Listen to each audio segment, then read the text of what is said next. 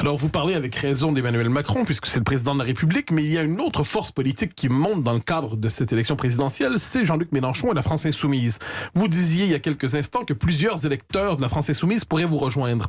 Néanmoins, la France insoumise, c'est aussi l'indigénisme et toutes ces mouvances-là. Est-ce que pour vous, c'est une force inquiétante pour la France? Vous dissociez la France insoumise de ses électeurs? Évidemment, mais bien sûr. Mais qu'est-ce qui les attire alors vers la France insoumise? Bien sûr, c'est là le caractère social.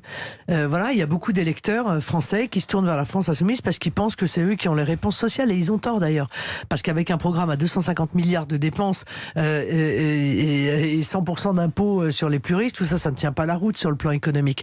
Mais la France insoumise pose de bonnes questions sans avoir les bonnes réponses? Non, c'est pas ce que je vous dis. Je vous dis qu'ils répondent à une urgence sociale, ils répondent à une inquiétude sociale, ils répondent à l'effondrement du pouvoir. Enfin, ils cherchent à répondre avec des mauvaises réponses à l'effondrement du pouvoir d'achat. Le problème, c'est que par ailleurs, ils détruisent le pays. Ils détruisent le pays avec l'indigénisme, ils détruisent le pays avec une immigration massive, ils détruisent le pays avec une complaisance à l'égard de l'islamisme qui est probablement l'idéologie la plus dangereuse qui existe au moment où on se parle, la plus dangereuse pour nos valeurs, pour nos droits, pour l'égalité entre les hommes et les femmes, pour la laïcité. Donc, moi je dis aux électeurs qui sont dans une situation sociale difficile, ne vous laissez pas avoir en réalité par les annonces impraticable, juridiquement intenable, politiquement intenable de Jean-Luc Mélenchon, et venez défendre votre pouvoir d'achat autour d'un projet qui est sérieux, qui est chiffré et qui est travaillé depuis de nombreux mois. On va conclure, Marine Le Pen. J'ai retenu la formule. Vous avez dit « Je suis le vote du cœur et de la raison ». Je sais qu'on vous demande souvent si vous avez vous-même changé, mais est-ce que ce ne sont pas les autres qui ont changé